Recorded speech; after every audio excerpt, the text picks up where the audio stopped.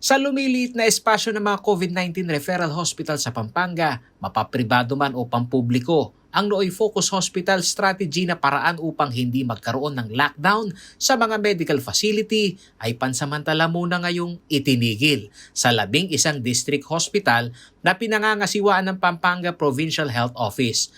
Ayon yan kay Dr. Flor de Lis Zapanta, resulta ito ng COVID-19 surge sa lalawigan at pagtalima sa Department of Health na maglaan ng 50% bed capacity ang lahat ng pagamutan sa bansa sa mga COVID-19 patient.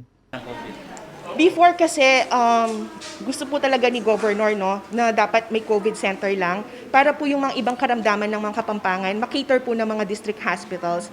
Before we were doing that, pero ngayon po hindi na po kakayanin dahil po sa taas na po talaga ng surge. So ngayon po meron na po din silang kinikater ng mga COVID patients. But still, meron pa rin po naman for the mga non-COVID patients po. Bagamat mabilis ang turnaround time o pag-admit at paglabas ng mga pasyente sa mga isolation facilities at COVID-19 referral hospital sa Pampanga District Hospital, aminado si Dr. Zapanta na nasa critical stage na ang mga pasilidad sa Pampanga dahil sa ramdam na surge sa lalawigan.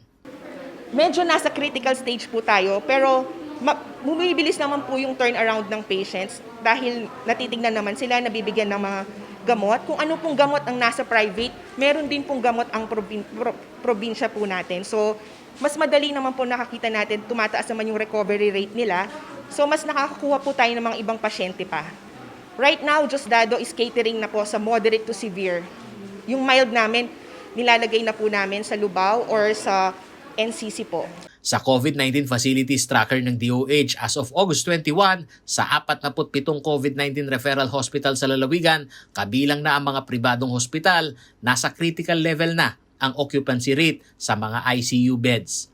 9 na lamang ang bakante sa 247 ICU beds, habang 17 na lamang ang bed na bakante sa isolation facilities na may 686 bed capacity. At 425 beds na ang okupado sa 503 COVID ward beds. Symptomatic ang target umanong maunang mailagay sa mga isolation facilities ng Pampanga. Nilinaw ni Dr. Zapanta na ang pagtulong ng mga lokal na pamahalaan na dagdagan ng mga isolation facilities sa kada komunidad ang kanilang ipinananawagan, partikular na sa mga kabalin na nagpositibo ngunit walang sintomas. Start ng COVID na to, meron na talaga silang tinalagang isolation facilities nila. Pero biglang nawala. So ngayon po, pinapa-activate po ulit ni Gov yung mga isolation facilities. Because right now, we're just getting the symptomatics. We cannot accommodate yung mga asymptomatics po. Pagtataya ni Dr. Zapanta, may daily average na 1,000 ang antigen testing bilang surveillance ng mga LGU sa mga komunidad na may malaking bilang ng mga nagpopositibo.